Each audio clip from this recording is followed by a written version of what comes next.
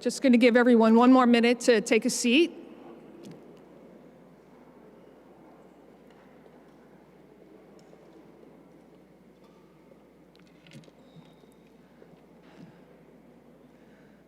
March 8th, this past Monday, was International Women's Day. It's a global day set aside annually to celebrate the social, cultural, and political achievements of women. The day also marks a call to action for accelerating gender parity. Today, we join that global celebration with a celebration of our own, recognizing women parishioners here at St. Ignatius.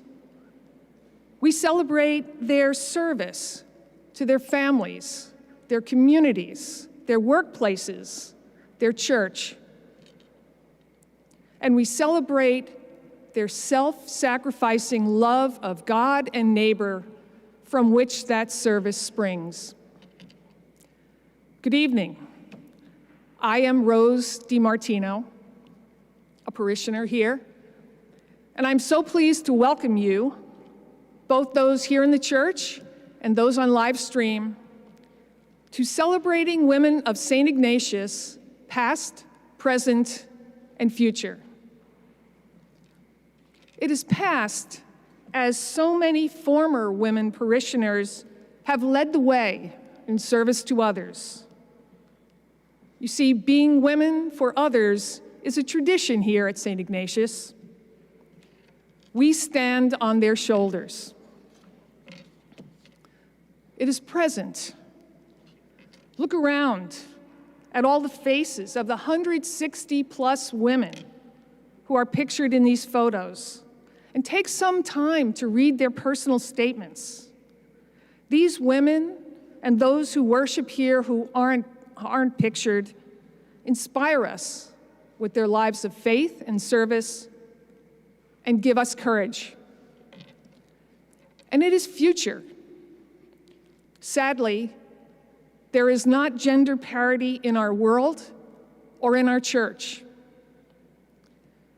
Your being here tonight signifies your commitment to building a world and a church where our daughters and granddaughters are welcomed, encouraged, and fully supported. And what a world that will be. Women hold up half the sky, it is said. Do you know who said that? Believe it or not, it was Mao Zedong.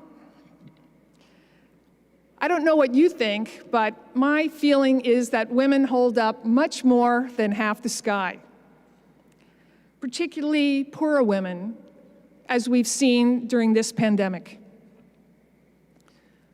So now together, I want to do what we've all come here tonight to do, and that is to celebrate women, our women, who hold up at least half the sky of St. Ignatius Parish, and show them our gratitude, our joy, and our support for who they are and what they have done and what they continue to do. I invite all the women of our parish who are here and those who are on live stream to stand up,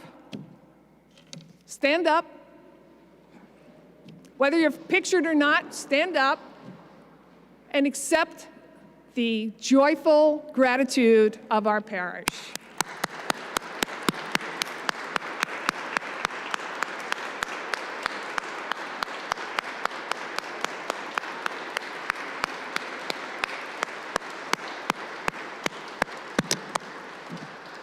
And all the angels and saints are also cheering for you, particularly St. Mary Magdalene.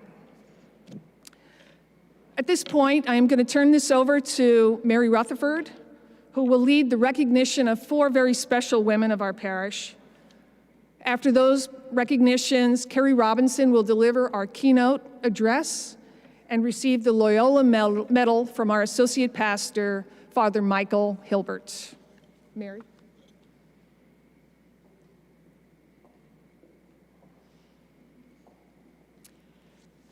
Good evening, and I too just want to welcome you and thank you all for coming. Tonight, we are presenting 4 women with our newly created honor, the Mary Magdalene Award. We do so in recognition of their long-standing and extraordinary service to this parish. With all the saints in our church's canon, why, you might ask, have we named the honor after Mary Magdalene? Who was she? We know now that she was not the reformed prostitute as she was repeatedly described in early legends. Marginalized and maligned for many centuries, she was recognized by Pope Francis in 2016 as apostle to the apostles. John in his gospel tells us that the first person to whom Jesus appeared outside his tomb was to Mary Magdalene. As his first witness to his resurrection, Jesus missioned her, and John quotes, "Go to my brothers and say to them, I am ascending to my Father and to your Father, to my God and to your God." Many of you know Father Matt Malone, President and Editor-in-Chief of America. When he spoke of the resurrection, he noted that for the time between Jesus sending Mary Magdalene to the 12 with the good news of his resurrection, until the moment that she delivered it to them, Mary Magdalene was the church.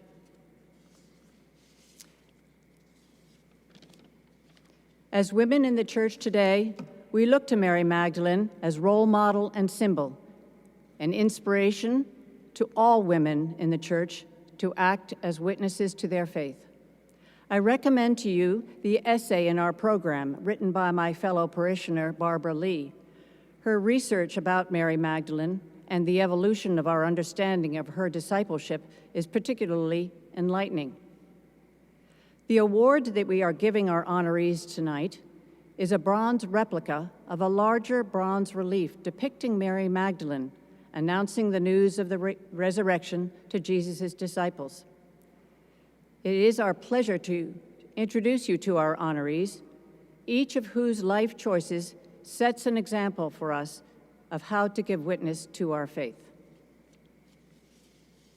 And now to our awards. It is my very special honor to present to you the first awardee, my friend, Patty Hughes.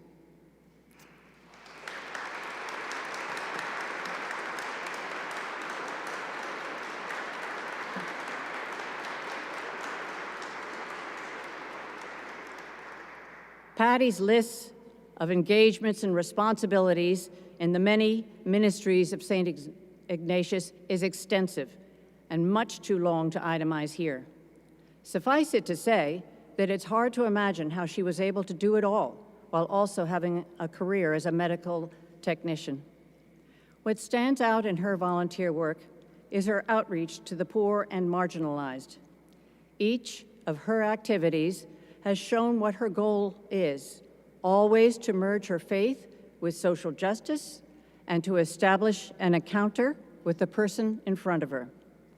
I served under Patty in the soup kitchen and men's homeless shelter downstairs in Wallace Hall. I learned from Patty that showing up and doing good work is not an end in itself. The purpose is to find the opportunity for encounter with a suffering person.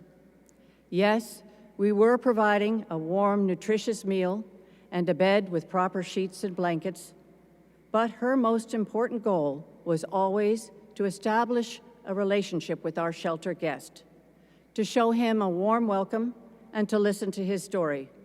She gave him a sense of dignity. She showed love. Patty has been and is a great disciple to this disciple. Congratulations, and thank you, Patty. You can put it down here or here where you leave.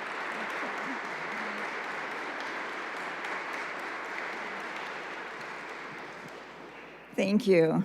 Thank you, Mary, for your kind words. And the Mary Magdalene Award. Wow. Mary Magdalene. a true light for Christian women, the first person to see the risen Jesus, and the one he spoke to first. One word, woman. Wow, powerful. I am so honored to be receiving this award, especially being in the company of the other honorees. I admire these women greatly, and I've looked up to them for years. When I first came to St. Ignatius, I used to sit in the back, way back, and I just didn't feel connected. In my mind, I thought of myself as a visitor to this parish. And then, little by little, I moved myself up a little bit closer to the front. I was drawn by the deeply spiritual and intellectually challenging homilies that I heard here, until eventually I found my place, my comfortable place in this spectacular church. I was still feeling a little bit like an outsider, not sure how I fit in, what I was being called for, or who was actually calling me, but I heard the call. Then I met Mary Naughton. Many of you remember Mary. She was here for several years, many years, as a pastoral associate. Mary and I became fast friends. She helped me to deepen my spirituality, as she sort of stretched me. Through spiritual direction, she helped me find my genuine self, the true Patty. I'm really grateful to my friend Mary. Very quickly, I became involved in several ministries, each one bringing me closer to Jesus. I found myself serving as Eucharistic minister every Sunday, serving with the Society of St. Vincent de Paul and other ministries, spending more of my free time at St. Ignatius, and I began sleeping at that homeless shelter for men. You know, there's an incredible grace received when you sleep at the shelter. I always loved walking out in the morning, leaving that warm space, and then hitting the biting cold air on Park Avenue. Walking home in those very early mornings, I could imagine the folks in those beautiful, cozy apartments, sleeping in comfortable beds, and they didn't know about our shelter. I was in on a secret, a really sweet secret. It was around this time that my very loving and somewhat comical sons gave me a new name, Churchy McChurch. It fit. I was spending a lot of time at the church. But since we're celebrating women, past, present, and future, I'd like to recognize the women I'm the closest to, the ones who show me every day how to be a strong woman.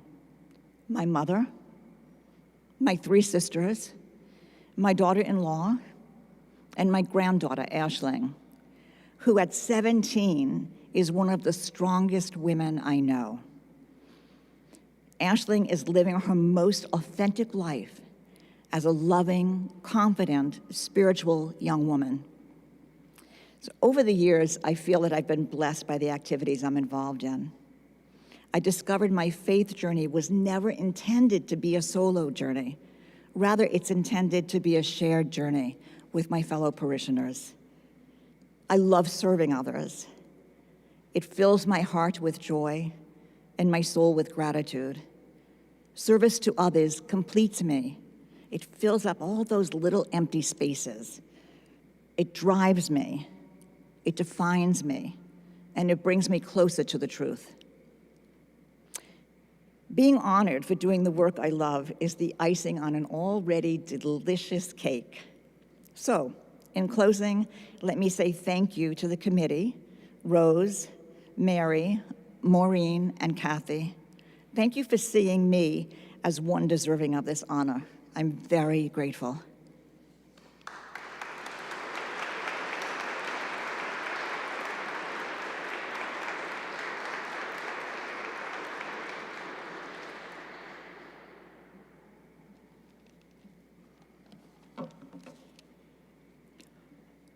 I am very happy to introduce Maureen Fulham to all of you. She has been a parishioner here for over 30 years. For 26 of those years, the director of the RCIA, the welcoming portal for individuals interested in exploring membership in the Catholic Church. Her team, 7 women and men, she describes as an inspiration. They have become the model for the diocesan program. Maureen is a credentialed spiritual director. She has accompanied candidates wishing to pursue the 19th annotation in the Ignatian spiritual exercises. Her studies in Ignatian spirituality were done at Fordham, but she also has a degree in English literature. Maureen began her career in the fashion world at Saks Fifth Avenue, but it was through her own 19th annotation work that she changed course and moved to working with the Franciscan Sisters of the Poor, becoming their director of communications for 20 years. She also has been the executive assistant to the president of the Gregorian University Foundation here in New York. She describes those years as a profound experience working directly with the Universal Educational Center of our church. She is currently the regional director of the Ignatian Volunteer Corps, the volunteer organization offering women and men, mostly over the age of 50, opportunities to work for social justice and to deepen their faith through prayer and reflection in the Ignatian tradition. Maureen, we honor you and we thank you for the abundant spiritual riches that you have brought to St. Ignatius Parish.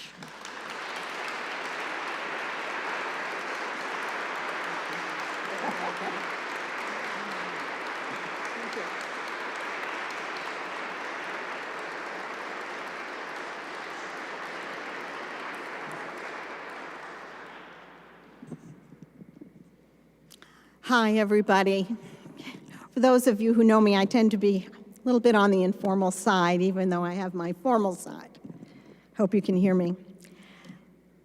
First of all, I want to thank you for being here and thank the committee and the parish for this great honor. And though it is a special honor, Mary Magdalene, the first apostle to the apostles, I feel this award is really for so many, if not all of you here, who really play such a significant role in the life of our church. This award, for which I am very grateful and will cherish, is much larger and transcends my receiving it. This is so much really about the body of Christ, our church, and the wonderful future of our church. Tonight, I really have the privilege to look out at all of you present here, and through the miracle of technology, see so many of you friends, people who will become friends via the miracle of technology. This experience, I think, is so transformative for our church and for our world. And I think Mary Magdalene would be very pleased and be right here in the forefront. In what I'm about, I am privileged to be a witness to the resurrection with the people with whom I work and the wonderful people, many of whom are sitting right there tonight, those people becoming Catholic.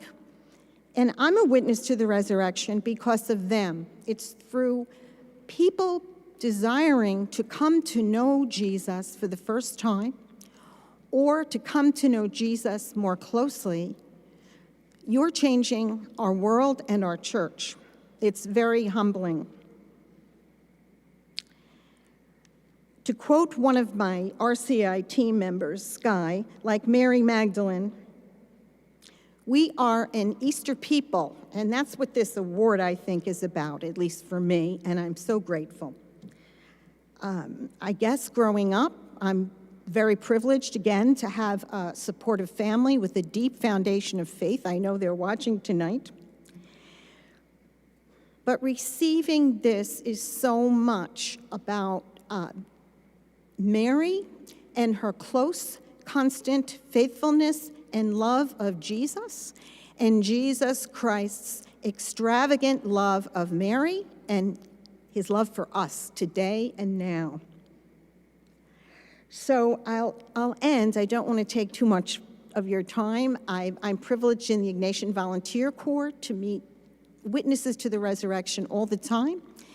Women and men working with the underprivileged, those in financial need, working directly with the poor, and for so many of these past few months, working virtually and really transforming the work that we're doing. I'm going to end with a short quote of one of the members of our group who's becoming Catholic. Enrolling in St. Ignatius' program to become Catholic has literally changed my life, especially through the study of St. Peter, actually. She's going to get to know Mary Magdalene, too. I have learned that acceptance and forgiveness of both others and ourselves is a central tenet of the Church. I have learned through the study of Mary that Christ works and moves through the most ordinary people to do extraordinary things if we are open to God's calling. Viewing faith is a continuous journey, and it makes sense now. So as I'm present here, I think Rose mentioned earlier about the saints. The communion of saints, those men and women who have come through this church are with God. I'm thinking of especially so many beloved women who have passed in the past year, one a few weeks ago. All of those people who have passed through here, who are here now, and who will come through the church. This is one vast community of serving others, but also knowing we are saved in Jesus. So I'm just going to end with some of my favorite words. Christ yesterday and today, the beginning and the end, the Alpha and the Omega, all time belongs to Christ and all the ages. To Christ be glory and power through every age and forever. Amen. Alleluia. Thank you. What a great award. Thank you.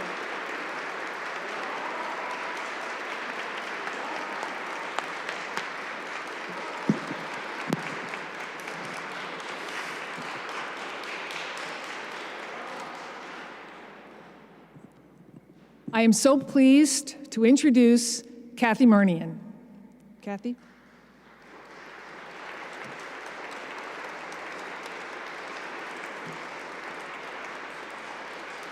To me, a leader is someone who sees a need and acts to address it. That is Kathy. She started the bereavement ministry to support persons who lost a loved one, an experience she knew herself after the death of her husband, John.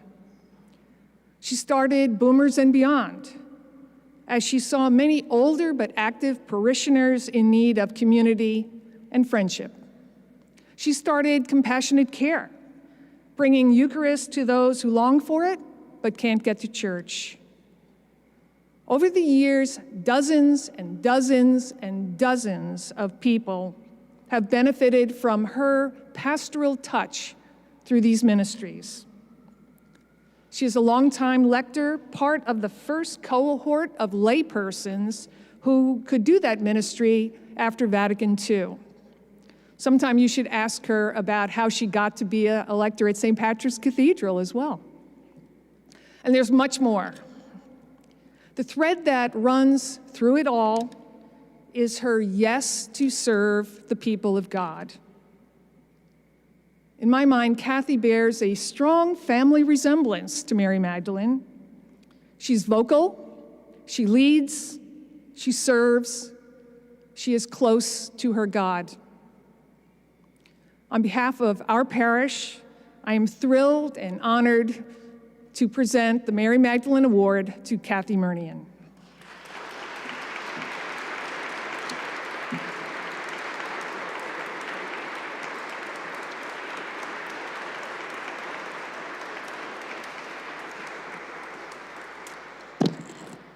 Thank you, Rose, for your lovely words, but also for conceiving of this notion of this evening, and then through the labor of love, actually making it happen. I say labor of love, I suspect both of those words should have equal weight. A lot of labor and a lot of love on her part. So thank you very much. Many times in my life, I have actually heard a promise from a loving God. I have not brought you this far to leave you alone. I have not brought you this far to leave you alone. This is a God who has walked with me in times of great joy and also in times of great sadness and loss and challenge and failure at times. And tonight, as we celebrate the women of the church today and speak of faith, I can say that this loving God has his presence real to me often by using the many women of my life as channels for faith building. And that all started when a young woman decided to leave her home in Ireland. She packed up her dreams, put her rosaries in her pocket, and came here to New York. That, of course, was my mother, Alice Kate Bradley Walsh. I can still hear Mother's counsel to me often over the years.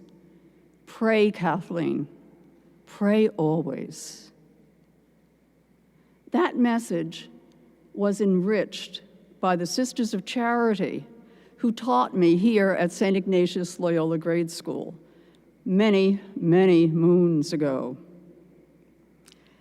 Those Sisters of Charity, Martha-like, witnessed their faith by preparing us with the 3 R's, reading, writing, arithmetic, the practical skills for life in the world.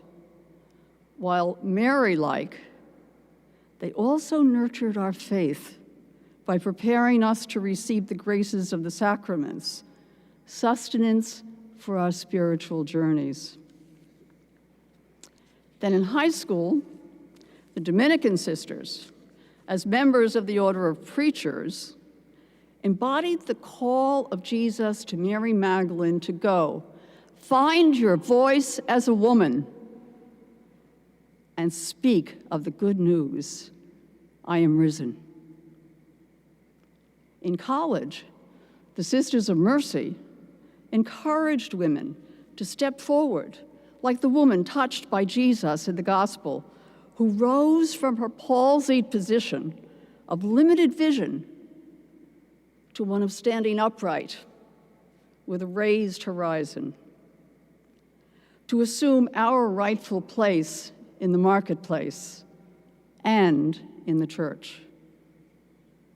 And then in coming home to our parish, I was gifted with the guidance and friendship of Sister Catherine King, a Franciscan Sister of Peace, who lives her faith and sets a model for all of us to follow, the admonition of her founder, St. Francis.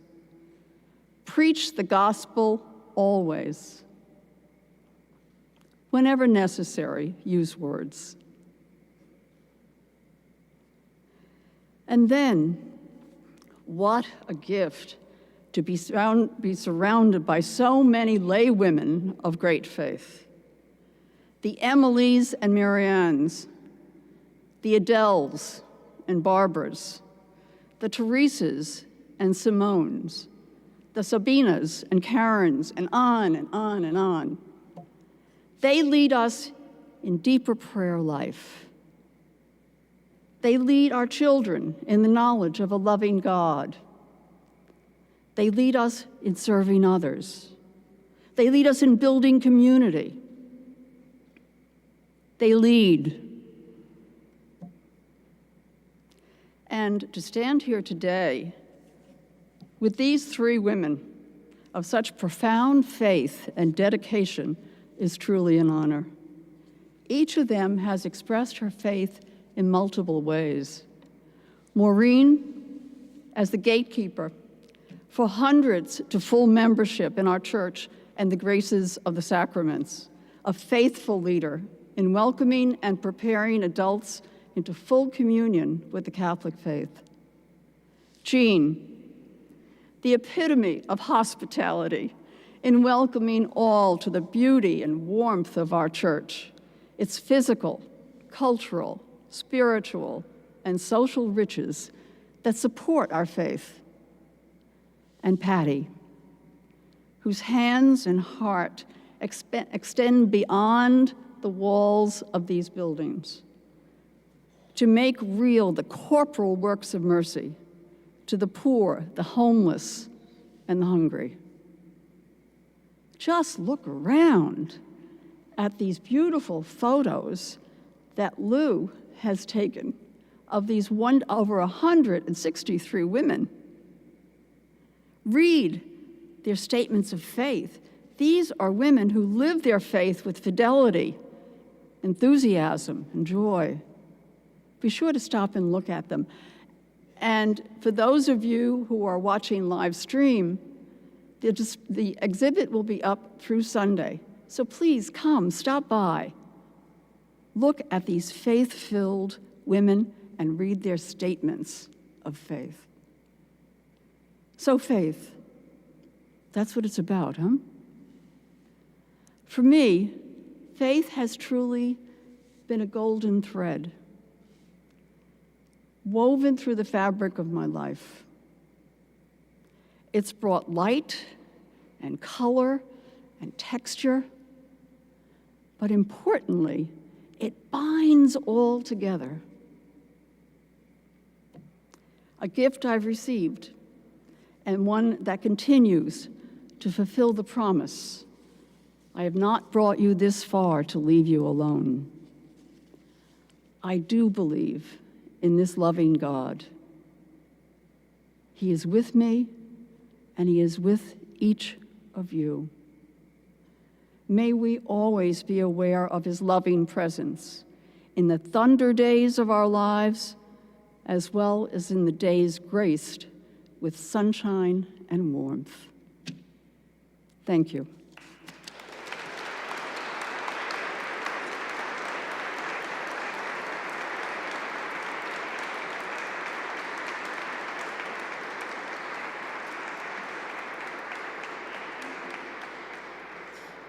Good evening. My name is Virginia Coyne, and I am most honored to be introducing you to Miss Jean Junker.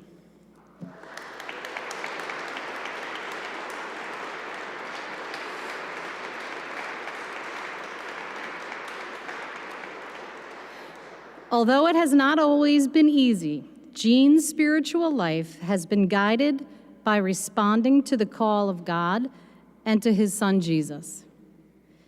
Following a full and esteemed professional life, where she was one of the first women to work at the trading desk of a major U.S. financial corporation, and then later as a member of both the Women's Financial Association and the Women's Bond Club, Jean knew she wanted to give back and to work where she was most needed. She launched into a not-so-retired life by volunteering so much of her time here at St. Ignatius Loyola. In her 30 years as a parishioner, Jean has given to St. Ignatius in so many ways. She has served the liturgical ministries as a lector, a Eucharistic minister, and as a member of the Hospitality Committee. She has welcomed new parishioners to St. Ignatius through activities in support of sacramental and liturgical rites, and by coordinating receptions following major events. Jean adds beauty to our celebrations by overseeing special holiday flower decorations in the church. She has sweet-talked many local florists into delivering their arrangements in the very early morning hours of Good Friday. Finally, Jean has also served as a trustee of the parish and as a member of the Finance Committee and the Pastor's Advisory Council. Jean, we are all recipients of your selfless response to the call of God. Your trust in His plan has brought life, beauty, and spiritual growth to so many. We all thank you for your service. Jean, please come forward and receive the St. Mary Magdalene Award on behalf of a grateful parish.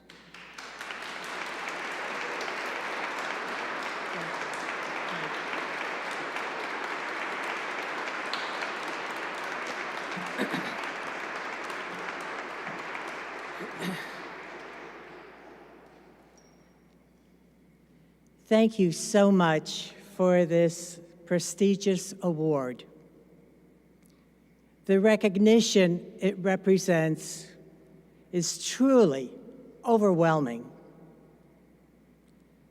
It is God's reassurance to all of us that He is aware of efforts made, of the personal time given, the enthusiasm needed to the commitment to the success of these efforts, in gratitude for all the individual graces, all the gifts He continues to bless all of us with. His presence in my life has been apparent in all of my efforts to give back, with thankful acknowledgement of His spiritual direction in all the challenges of my lifetime, of opportunities that seemed out of reach, of successes enjoyed, of disappointments which tested my resolve to stay on the path He set for me. He was always giving me the strength of trusting faith to do so. One of my often repeated prayers is one that we're all familiar with. God, grant me the serenity to accept the things I cannot change the things I can, and the wisdom to know the difference. Not an easy task. In a Bible study class given by Mary Naughton, a staff member at the time, Mary made the following observation of this biblical text. Obviously, I'm paraphrasing. Jesus, continuing on His journey to Emmaus, was approached and asked, "Have you not heard what happened in Jerusalem?" During the conversation, he was invited to join them for a meal, as the hour was late. A question. Who do you suppose did the cooking? my sincere thanks for this award, one that I will cherish with ongoing gratitude.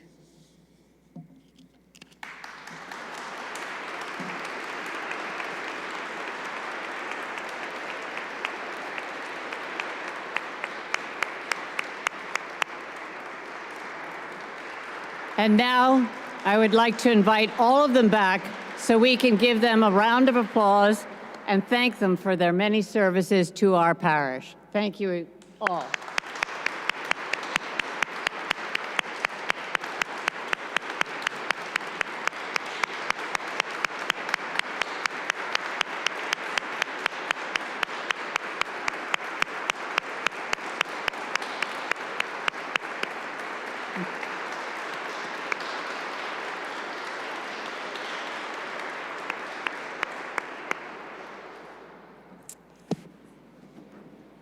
And now, Father Mike Hilbert, our associate pastor, will come forward, and he will introduce to all of you Kerry Robinson, who is our keynote speaker this evening.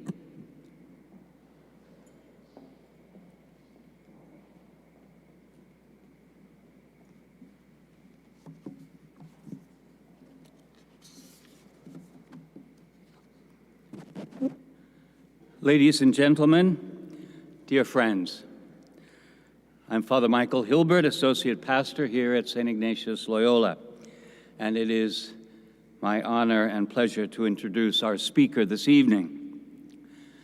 Last October, our pastor, Father Yesolona, wrote to Kerry Robinson, and I quote, "Each year on Laetare Sunday, the Church of St. Ignatius Loyola confers the Loyola Medal on an individual whose career has exemplified the Ignatian values of faith, service, and principled leadership. It would be an honor for us if you consented to be the 2021 recipient of the Loyola Medal on the evening of your delivering the Laetare Lecture, scheduled for Thursday, 11 March 2021.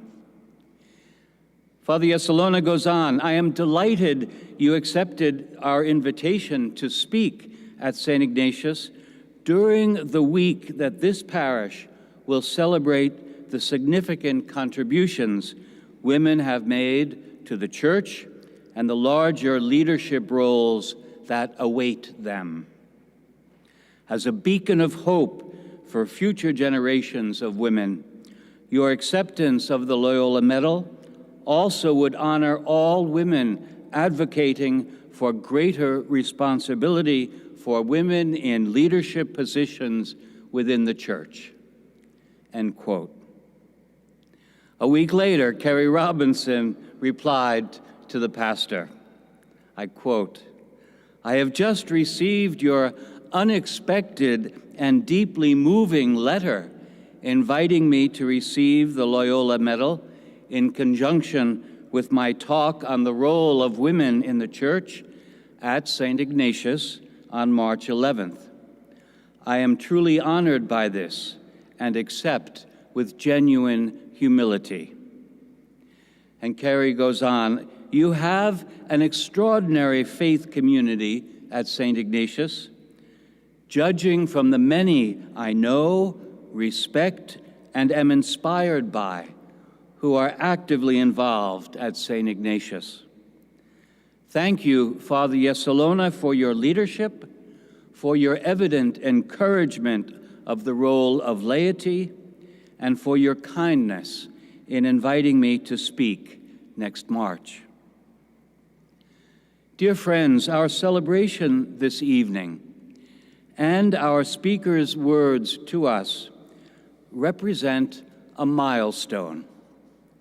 If I may be so weighty in my choice of words, a milestone in the growing understanding and fulfillment of our parish mission. The love of Christ impels us to welcome all, to worship joyfully and pray fervently, to walk together with those in need, and to reverence God in the wonder of creation. We focus tonight on a crucial, urgent topic: new voices, new talents, time for new roles for women in the church. And as we look around the church, for those of you in the pews and those in the photos around the church, we see the faces of women whose voices and talents are strong and holy. Melinda Gates said recently, "A woman with a voice is by definition a strong woman." Kerry Robinson is a person who is uniquely qualified to speak on the voices and talents and roles of women in the church. I got to know her through the Gregorian University Foundation and Leadership Roundtable. It was only 20 years ago that we Jesuits in Rome got hot water in our rooms, thanks to the merciful intervention of Kerry Robinson and the Raskob Foundation. And I think Maureen Fulham was instrumental in securing those funds to bring us hot water. Thank you both for that. Of far greater importance is the contribution Kerry is making to our understanding of leadership in the church, her spirituality of service, her recognized competence in education, her ecclesial faith and faithfulness. What a gift as we celebrate the voices and talents of women tonight. It is my deep honor and great pleasure to present Kerry Robinson.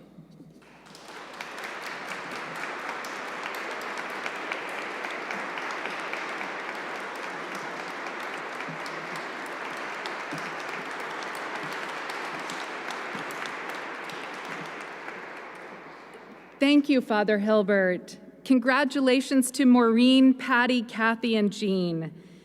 Thank you for your example and inspiring leadership. And thank you, Rose, for chairing such an exceptional planning committee. To the members of that planning committee, Virginia, Lou, Leah, Anthony, and my dear friends, Kathy Murnian, Maureen O'Leary, Mary Rutherford, and Jean Santopatre, we are all very grateful. What an honor to be with you. What a joyful and important evening. And an especial thank you to those who are joining online. I want to begin with a story. It is a true story and a deeply personal one. A story that has been on my mind and heart a lot lately, and especially today as we mark 1 year since the World Health Organization declared COVID-19 a pandemic. 1 year living daily with the pandemic. We have lost people we love. 529,000 people have died of COVID-19 in the United States alone. We are to be forgiven for having death on our minds. Here's the story. One evening, several years ago, neighbors, relatives, and friends somewhat spontaneously gathered on our porch. Lively conversation commenced, and then the subject turned rather suddenly to the best way to die. The question was specific in its intensity. How would you like to experience your own death? Over bottles of wine and candlelight, we took turns articulating the pros and cons of the myriad ways any one of us might experience our own death. It was not entirely morbid. One friend was certain that dying in her sleep peacefully at the end of a long life would be the most desirable. Another suggested that she would like to die suddenly and quickly, without warning, ideally after a spectacularly joyful celebration with everyone she knew and loved. Okay, that one was me. Another suggested that he would prefer to have as much time as possible with the knowledge of a terminal illness, in order to make amends, to thank his friends and family, and to be intentional about giving away everything he possessed. And so the conversation ensued until the oldest at the table, my father, turned to the youngest at the table, our 13-year-old daughter. Sophie, you have been very quiet and very attentive, but you have not yet volunteered an answer. Do you have an opinion on the way you would most like to die? Everything became still and silent. I held my breath. Too late, I wondered if she was too little, too young for such deep, existential, distressing discourse. Perhaps she had never seriously considered the matter. Now, at the center of everyone's attention, aware that a response was being asked of her, she replied very simply, "Yes, I hope I die saving someone else's life." None of these answers were bad answers, but only one was truly Christ-like, the child's. We cannot afford to lose this generation of Catholics, not under any circumstances. We cannot afford to alienate women and girls. We cannot allow the Church's prophetic role in the public square and across the globe to be eroded. These are serious and urgent concerns. For as long as I have been aware, I have passionately loved the Church and held its potential in the highest esteem. Its explicitly religious mission has formed the person I am. That it is the largest humanitarian network in the world renders me forever committed to its health and vitality. This is neither blind love nor infatuation, but love born of time and gratitude and prayer. The more I am engaged in the life of the Church, the more I become aware of its history, its mission, its ministries, and its potential. I'm aware and in awe of the role women have played in the life of the Church, beginning with that moment in time when all of Christianity rested on the faithful, courageous witness of one woman, Mary Magdalene. Mary Rutherford, another heroine of mine, spoke so eloquently of this just moments ago. The Church has ennobled me and, at times, broken my heart.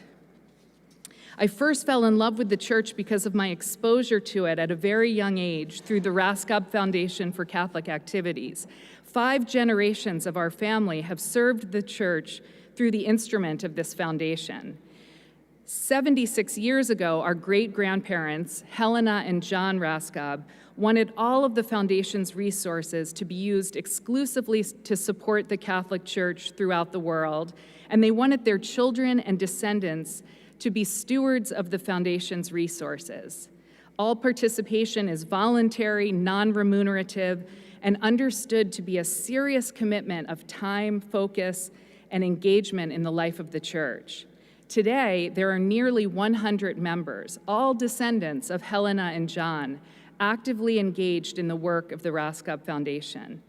It has been an uncommon privilege to serve the Church in this way, with the unanticipated beneficial consequence of evangelization for our family. Part of the reason so many members of our family are Catholic and remain Catholic is because we have a family culture that prizes entrusting the youngest adult members of our family with meaningful leadership with the foundation. Parenthetically, it is worth noting that when the foundation was established, it was made clear that if any member of the family discerned a vocation to the priesthood and became ordained, that family member would be excluded from membership in the foundation. I have been fascinated by that early decision and policy, oppression prophylactic against clericalism, before Vatican II, mind you. As a child, I was drawn to women role models like those you have honored tonight, women whose faith mattered deeply to them, women who have dedicated their lives to ministry and pastoral care and education and social justice. I observed that while these childhood heroines often bore witness to the worst of what humankind does to one another and to our planet, There was a palpable sense of joy about them. Their lives were imbued with purpose and meaning. I so admired their faith, their freedom, and their joy. My friend, Sister Simone Campbell of Network and Nuns on the Bus fame might recognize this as holy mischief. I want it to be like them. I want it to be like you. At the Raskop Foundation, we've also seen tremendous challenges facing the church and have been brought up to believe that we have an obligation to help solve those challenges, regardless of how difficult or seemingly insurmountable they may be. Difficult never means impossible. These are not easy days to be Catholic. These have not been easy years to be Catholic as we confront the crisis of clergy sexual abuse and fractured trust in church leadership, replete with clericalism, sexism, and poor stewardship. I firmly believe, however, that women hold the key to positive managerial reform, the restoration of trust in the church and in church leadership, and that now is precisely the time when the church most needs women and what women uniquely have to offer.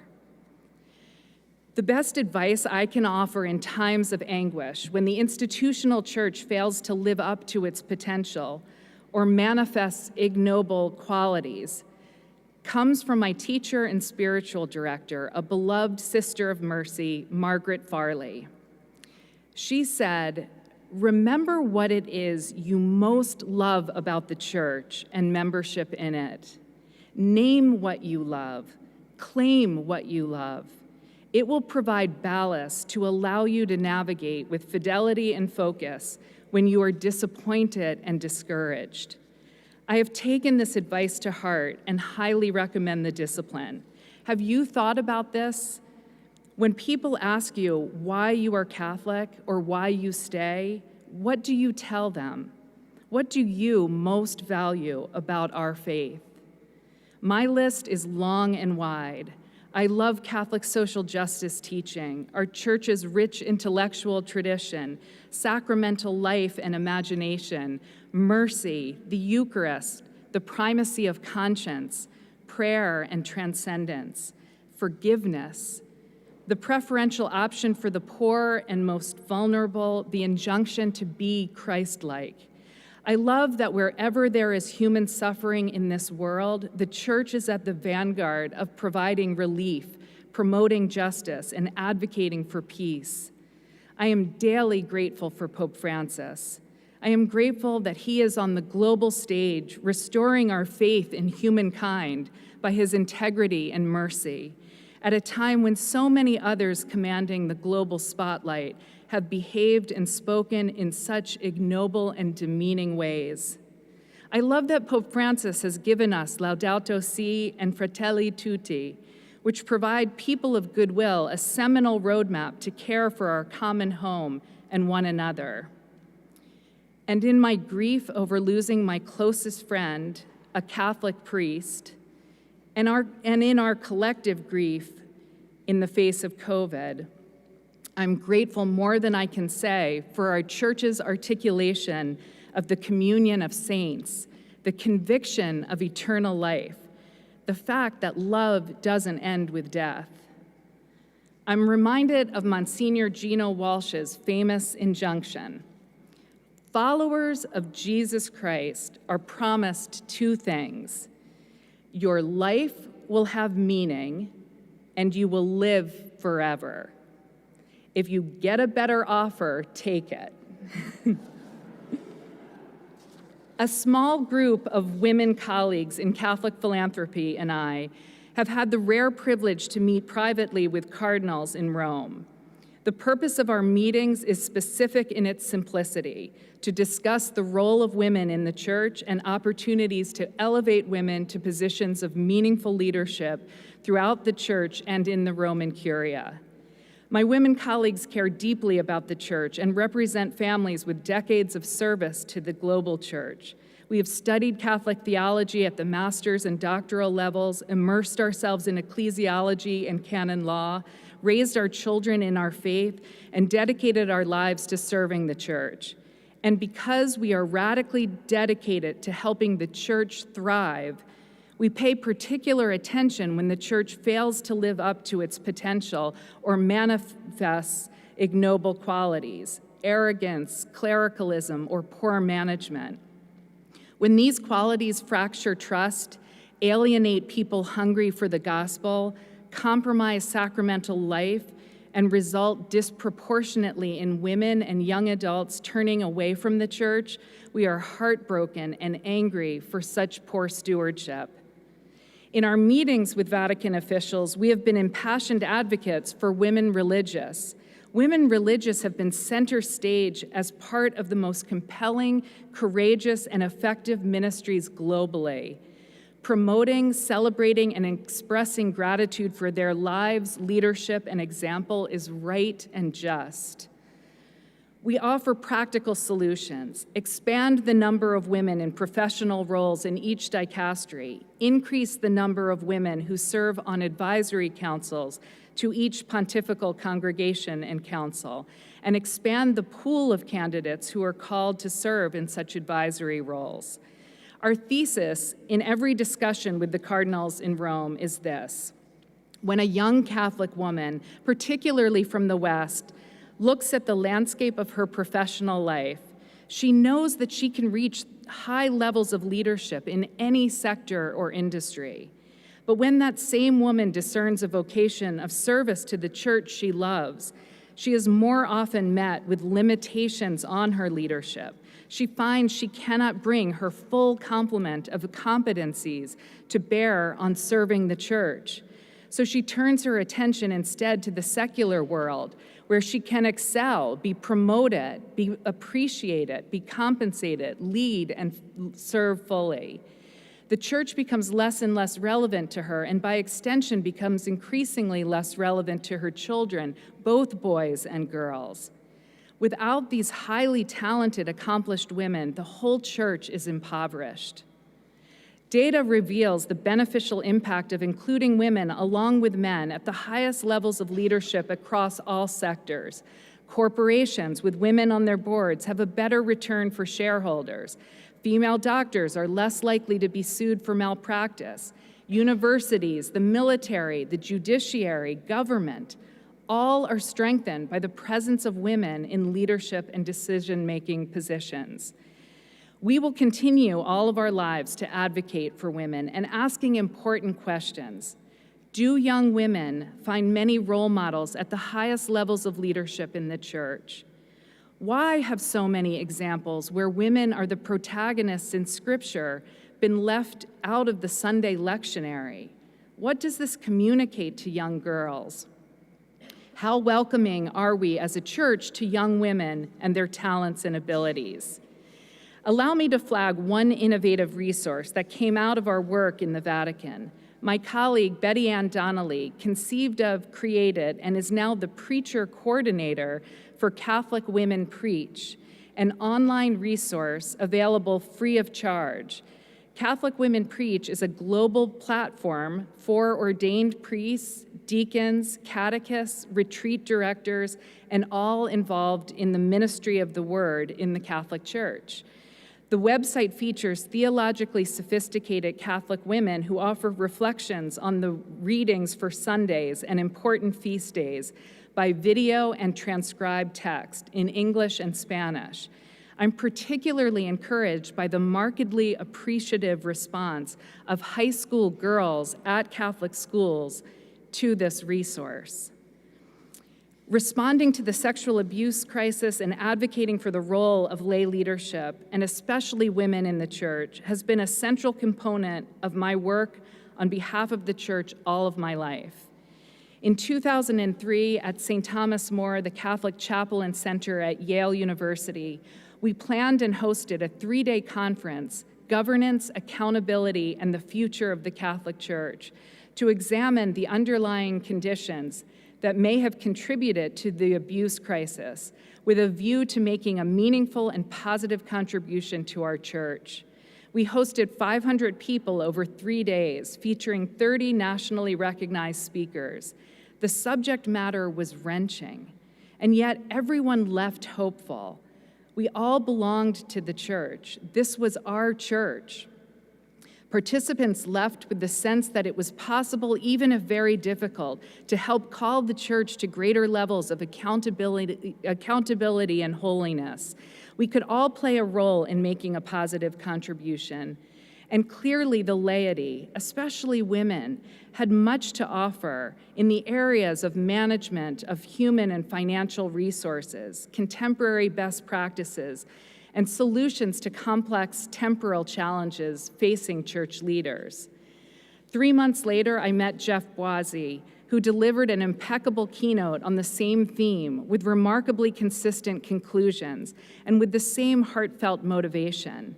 Jeff wanted to help our church overcome what he understood as a leadership and managerial crisis. The best of Vatican II is personified in the women and men who joined Jeff in serving as founding trustees of Leadership Roundtable. Women like Kathleen McChesney, the first person to direct the Office of Child Protection at the USCCB, and who continues to this day to advocate for child safety in the church. Women like Sister Carol Keehan, Time Magazine's most powerful person in healthcare, former CEO of Catholic Health Association. When their church was in crisis, they did everything possible to effect healing and reconciliation, exercising baptismal responsibility, not only taking their faith to make the world better, but taking their faith to make our church better. They founded Leadership Roundtable. When our son and daughter were little, my husband and I told them that if we ever got separated in a park, at a museum, in any public space, they should look for a mother with young children and go to her because she would keep them safe and know how to reunite us as quickly as possible. I didn't tell them to look for a cop or to look for a priest. I am haunted by the question, where were the women at the tables of decision-making when the abuse crisis broke? And how different would things have looked if mothers, parents, had been included in leadership and decision-making? Let me be clear, it's not that women are better than men or that parents are more judicious than those without children. It's that diversity matters. Who is at the tables of decision-making matters. We all need to solve for our myopia. We all are myopic on our own or within our own narrowly defined groups. We only know what we know. We need the diversity of perspectives and experiences to be healthy and whole and wiser and more prudent, which is why women's leadership, together with men, matters. And no solution moving forward will be complete without the presence and authority of women. There are clear signs of progress and hope. Just in the last few months, weeks, and days, Nathalie Beckart, a French nun, was named an undersecretary of the Vatican Synod of Bishops. The German Catholic Bishops' Conference elected its first woman, a lay theologian, to serve as general secretary. 2 days ago, Pope Francis named a Holy Family of Nazareth sister as secretary for the Pontifical Bible Commission. And while it might strike some as bafflingly late in the game, Pope Francis made it clear and official that the roles of lector and acolyte, altar server, are open to male and female Catholics. Since this is the Church of St. Ignatius Loyola, of course I must mention and celebrate that this very week on March 8th, International Women's Day, Father Arturo Sosa, the Superior General of the Jesuits, announced the creation of the Commission on the Role and Responsibilities of Women in the Society of Jesus, an important next step in the Order's commitment to more fully include and collaborate with women. I admit to many troubled days of prayer about the role of women in the church, about young adults leaving the church, about the abuse crisis, the leadership crisis, and acrimonious divisions within our faith family. How can we all be an effective part of the solution? I asked a close friend of mine, How does one replenish the reservoir of hope and dedication and faith in the midst of so many challenges? My friend's response was wise and perfectly suited for the season of Lent in anticipation of the Triduum. Pray with the image of the women standing by the cross. Pray with the image of the women giving witness to the resurrection. Scripture describes it as their fear giving way to a mounting sense of joy. We are nothing if not a Paschal people. Deep within the Catholic imagination is the conviction that out of suffering and death comes new life. And we, the women and men of today, we're called to be bearers of this good news. We can affect change, lead by example to change the culture, stand witness to the new life to come, and be interpreters of the signs of that new life for which we all yearn. Here are a few maxims that I have found helpful guideposts. The man who says it cannot be done should not interrupt the woman doing it. Diversity matters. The more diverse, the better for discussion and decisions. Everyone has a piece of the wisdom. Celebrate joyfully what is right in order to find the energy to fix what is wrong.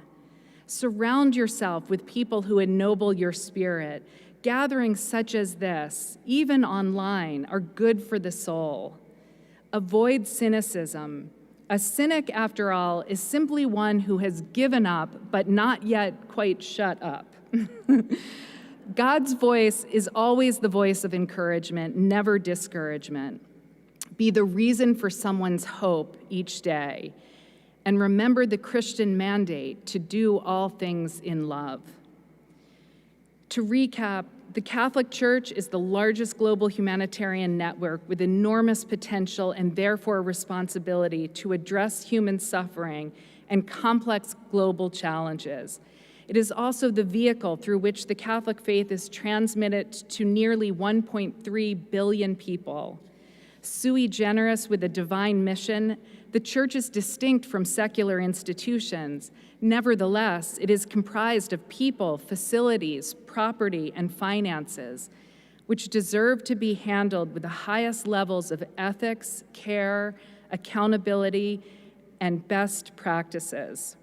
That level of care should be commensurate with the degree to which its mission is deemed important, urgent, beneficial, and salvific. Deep within the Catholic imagination, if not universally applied in practice, is Imago Dei, the conviction that all people are created in God's likeness. All forms of prejudice and discrimination are contrary to Catholic teaching. This faith claim alone argues for the full participation, value, and equal respect for women as for men, girls as for boys.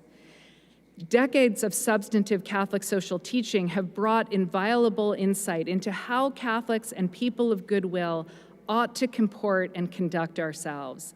An especially important assertion is the preferential option for the poor.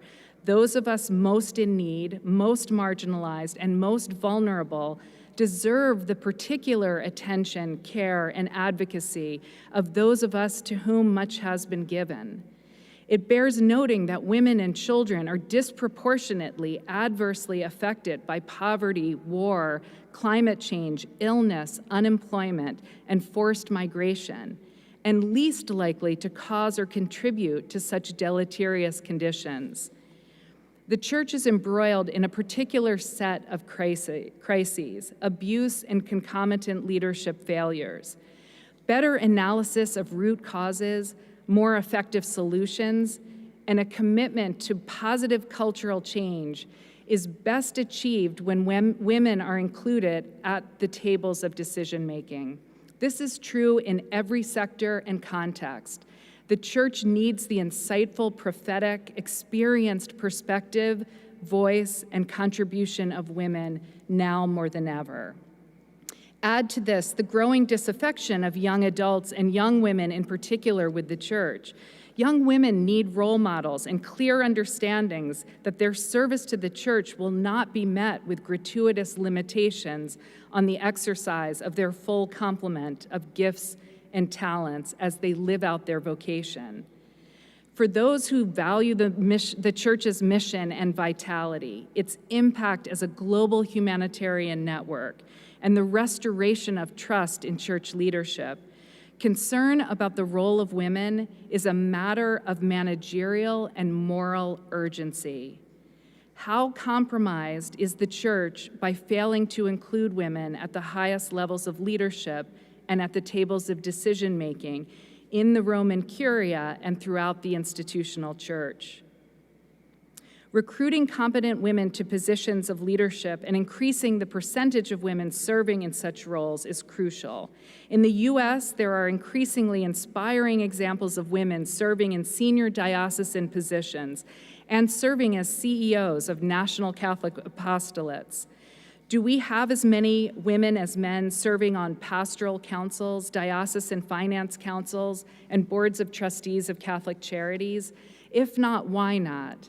What informs the reluctance to appoint women as pastoral life coordinators overseeing parishes, given the very serious priest shortage? What informs the reluctance to extend the vote to women religious participating in the synods? How long must we wait for women to be restored to the diaconate?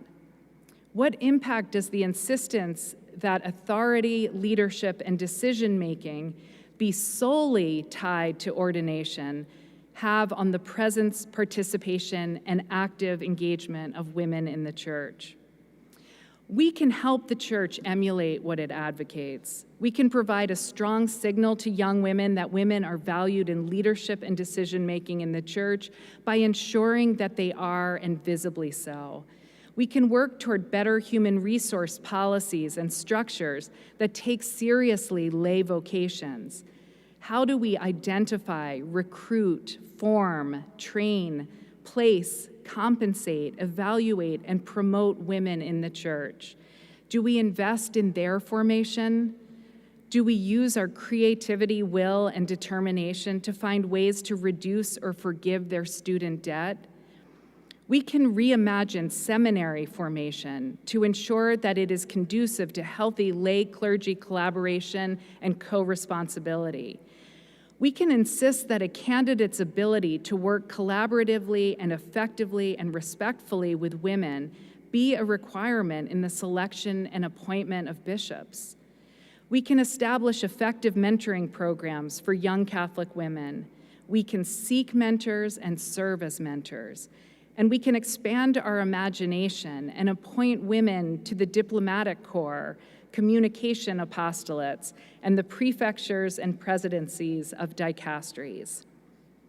In closing, let's change the narrative, raise up our sisters, our histories, and our stories, as you are doing here today in this beautiful parish. Let's be the church we yearn to see, a more relevant church to young adults, a more joyful church, a church of integrity, ethics, trust, justice, and openness, a safe environment for the most vulnerable, a church worthy of profound generosity, a church at the forefront of justice, peace, and charity. Let us be bearers of the good news, witness to new life, help to give faithful, articulate, prophetic voice to the importance of baptismal rites and responsibilities, be part of the global transformation of consciousness that celebrates, invites, affirms, and encourages the genuine collaboration of laity, religious, and clergy in the service of the church's mission. A church the world needs, because the world needs solace, healing, peace, hope, mercy, generosity, and the light and love of Christ. Thank you.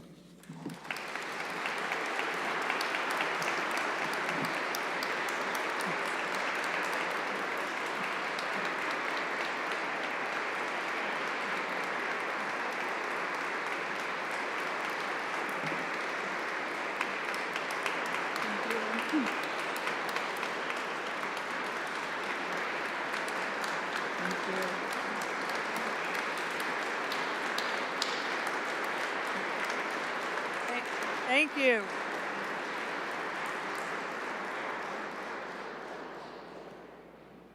Thank you. Thank you. We will now have our question and answer part of the program with Kerry. So I'd like to start with a question.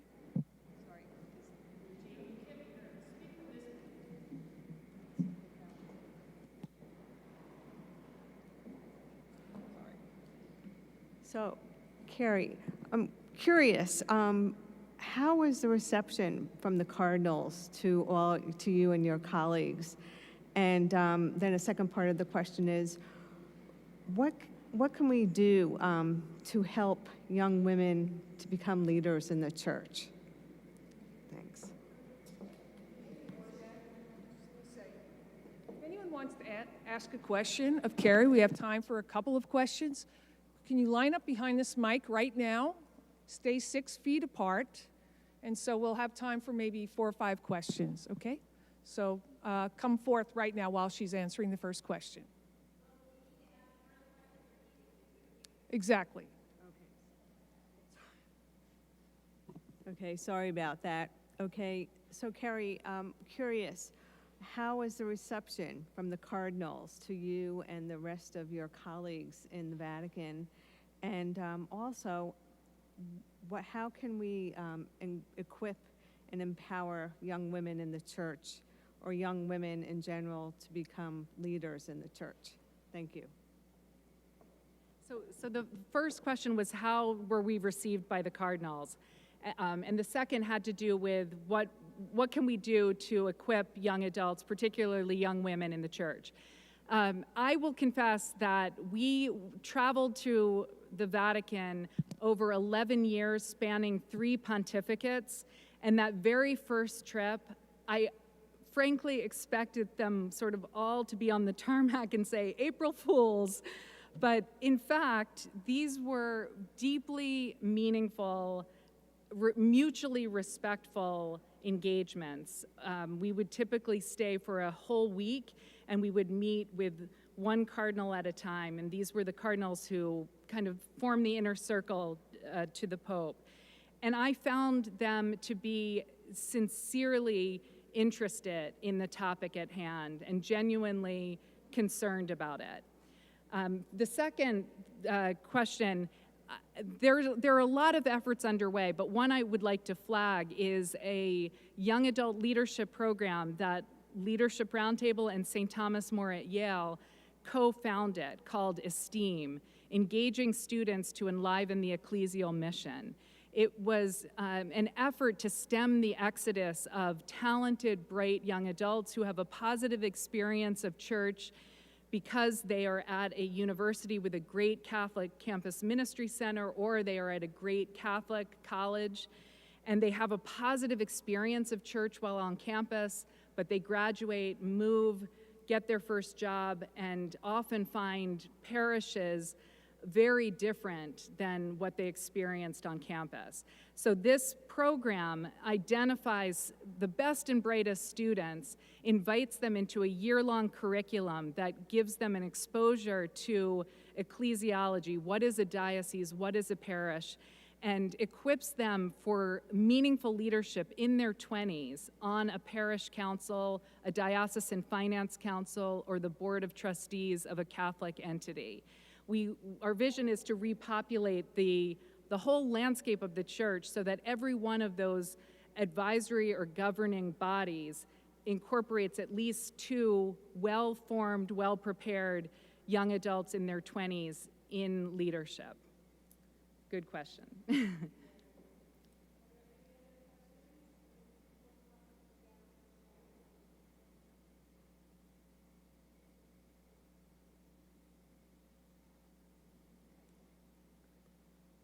I know that it is late. No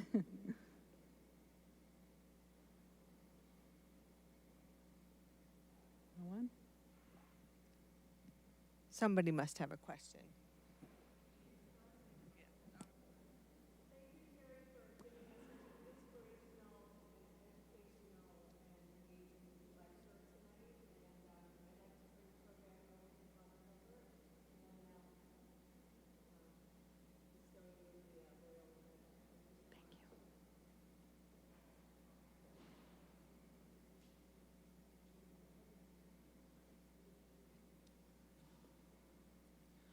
I must say at this point in the program, it was planned that our pastor would be here to present the Loyola Medal to Kerry. The other evening, he found out that he had been in extended contact with a person who subsequently tested positive for COVID. So he is self-isolating on the recommendations of his doctor and our religious superior. So it falls to me to channel the pride and the gratitude of Father Yesolona as I read the decree, the citation for the Loyola Medal 2021. Among the many words and phrases that are distinctive to the Society of Jesus, the phrase, "our way of proceeding," is one of the most cherished and comprehensive. St. Ignatius Loyola, the patron saint of this parish, often used this phrase in letters and in conversation to express the combination of certain attitudes and values and patterns of behavior that forms our way of proceeding. Among that way's components are a deep personal love for Christ, being a contemplative in action, being part of the Catholic Church's apostolic body, standing in solidarity with the poor, collaborating with others, having a call to learned ministry, being available for mission, and constantly looking for the Magus. The Jesuit way of proceeding is a way of challenge. It has been and will always be central to Jesuit action. Kerry Alice Robinson, this year's recipient of the Loyola Medal, exemplifies in her life and work our way of proceeding. Her dedication to the Catholic Church is shown in the manifold ways she puts her passion and talents to the fields of philanthropy, education, spirituality, homiletics, media, and integral human development. As founding executive director and global ambassador of Leadership Roundtable, as trustee of numerous foundations and volunteer organizations, committee member of the U.S. Bishop's Campaign for Human Development, journalist and blogger, Kerry Robinson has answered Christ's call to improve the world, and she has done so with verve, competence, and generosity. Let the title of her award-winning book encapsulate her vision: Imagining Abundance, Fundraising, Philanthropy, and a Spiritual Call to Service. As the parish of St. Ignatius Loyola celebrates women as agents of peace and trust in the Church and the world, and in particular on this night when we honor the women of our parish, I hereby welcome Kerry Robinson as an honorary parishioner and confer on her the Loyola Medal for 2021.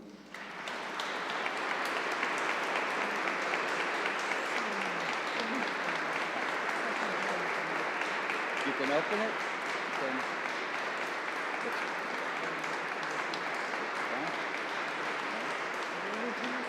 Okay. You want to take your picture?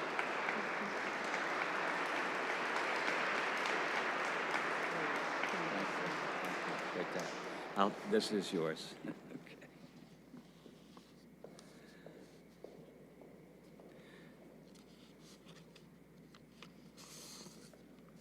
Some final thoughts. And now I am trying to channel Father Yesolona, an unenviable and impossible job, but I asked him, what shall I say? From today's Mass, Psalm 95. Come, let us sing for joy to the Lord. Let us shout aloud to the rock of our salvation. Let us come before him with thanksgiving and extol him with music and song. For the Lord is the great God, the great King above all gods. In his hand are the depths of the earth, and the mountain peaks belong to God. The sea is his, for he made it, and his hands formed the dry land. If today you hear his voice, harden not your hearts. That was the responsorial psalm at today's Mass, and the gospel was the Lord healing the mute person, freeing the man from his mute condition, freeing his tongue. And I wonder, what did that man say when he was freed to speak? And I'm sure it was words of praise, praise and glory to God, always for the greater glory of God. Father Yesolona said to say to Patty and Kathy and Jean and Maureen, thank you. I depend on you. I am sorry. I love you. The voice of these women, the voices and the talents that we have heard this evening are truly inspiring and truly bring to our hearts gratitude and a sense of need, a sense of sorrow, and a sense of affection and love. And Father Yesolona said, the voices are so important, but it's not just the voices. It's not just that that mute man could speak, had a voice. It was that his voice spoke out the praise and the glory of God. And as Kerry Robinson told us today, it depends on who is at the table. We are in the parish in the midst of strategic planning, something that Father Yesolona introduced to the parish last spring. The schedule had to be very seriously adapted to the events of the past year.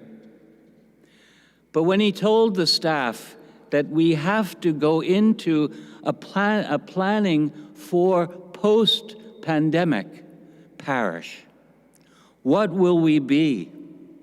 He said, what are our needs of today's world that demand our attention as a parish?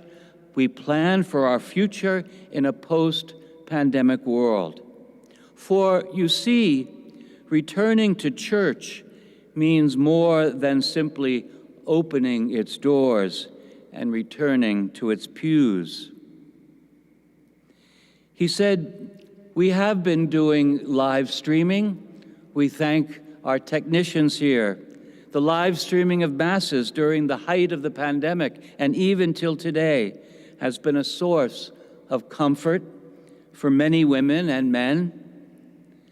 And though these means are helpful, they also have put a glaring spotlight on the absence of women's voices in decision-making in our church. A male-centric chorus of voices on the most significant crisis of our time was itself a source of pain and shame for many of the faithful. A post-pandemic church must address what changes are necessary to give meaningful roles to women at all levels of church governance. I think more than my channeling Father Yesalona, Kerry Robinson channeled that as well in her address to us this evening. We need to break from the molds of planning and acting primarily in the ways that we used to do it. Such thinking is a handicap and significantly inhibits authentic collaboration. Kathy Murnian spoke of light and color and texture that this church community has brought to her life. And we have been witnesses tonight of the light and the color and the texture of these voices, of these talents. And we have been reassured, as Kerry mentioned, by Pope Francis's naming of women to significant places of governance in the Roman Curia, significant voices at the tables of power in Rome. And I would like to say that in our church as well, we have placed women in positions of counselors and trustees.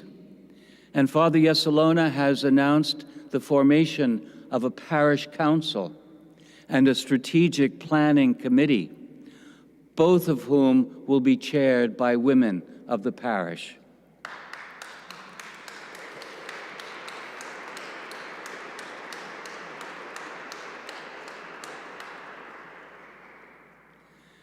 He gave us a list of considerations. He gave this to the staff as we began our reflections last summer. Number one on the list, the role of women and how their voices are heard. I'd like to recall something that Pope Francis said. He wrote in Fratelli Tutti, that women in society must be involved in decision-making is not only right for reasons of equality, but also for the specific insights that women bring to the process. This feminine genius will prove most valuable as women increasingly play major roles in the solution of the serious challenges the world is facing. We are in a place to give positive responses to these questions that have been raised this evening, to all these questions. And if we can, regarding our words regarding justice and inclusivity and accessibility, we will have weight and credibility. And Father Yesalona hopes that this parish, the largest on the east side of Manhattan, will be a leader in this endeavor of inclusivity and placing women in roles of authority and decision-making. We can work in this way because this is who we are. I noticed that one of the speakers, I think it was Kerry, talked about saving a life. It was your daughter that said, I hope I die saving the life of someone else. The most moving moment of the evening for me. And I thought of a woman in the parish who wrote to me recently, and she said, enduring satisfaction is most often a byproduct of participating in worthwhile activities that do not have happiness as their primary goal. Ultimate fulfillment comes from a sense of remaining true to core ideals and principles, and of using life for something of value that outlasts it. As Kerry said, we are promised two things by our Lord. Your life will have meaning, and your life will be forever. I'd like to congratulate all of the people in the sanctuary for your wonderful heart and dedication, the voices that you share with us, the talents that you offer to us. We thank you. We need you. We are sorry. We love you. Thank you and good evening.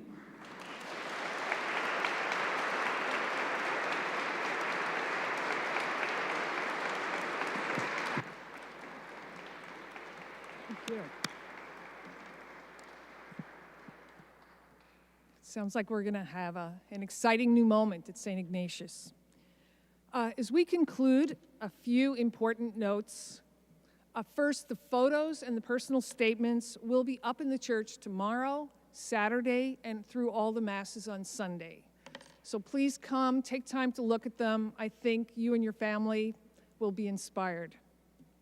Second, the entire evening will be viewable on the parish's website and also on its YouTube location. It just will take us a couple of days to get it up there, but it will be up there, and so will a loop that shows all the personal statements and all the photos. And then finally, as you can imagine, a lot of people collaborated to bring this evening to life. The parish staff, of course, was absolutely essential. Thank you all. You know who you are. But I want to give a special shout out to the members of the committee who worked absolutely tirelessly. Never has there been such a committee that I've been a part of. Every one of them was all in, all the time, on the importance of celebrating women's service and leadership. And I'd like them to stand up.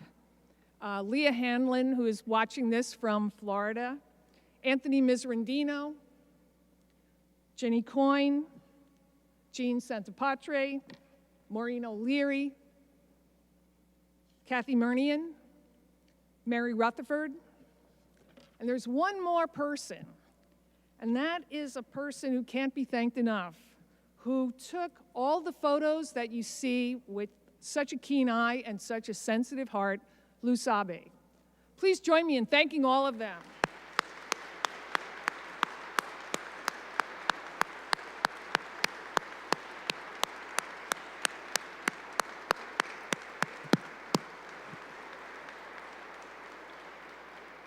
Finally, we're going to close with a short video, and it is reflecting on Proverbs 31. And I think you all know it. It asks the question, who can find a woman of worth?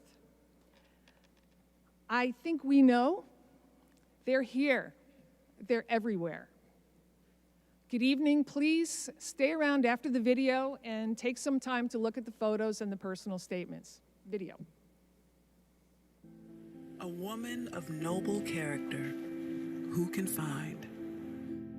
She is worth far more than rubies. She gets up while it is still night. She provides food for her family. She considers a field and buys it. Out of her earnings, she plants a vineyard. Her arms are strong for her tasks. She extends her hands to the needy. She is clothed with strength and dignity. She can laugh at the days to come. She speaks with wisdom, and faithful instruction is on her tongue. Her children arise and call her blessed. Her husband also, and he praises her. Charm is deceptive, and beauty is fleeting. But a woman who fears the Lord is to be praised. Honor her for all that her hands have done.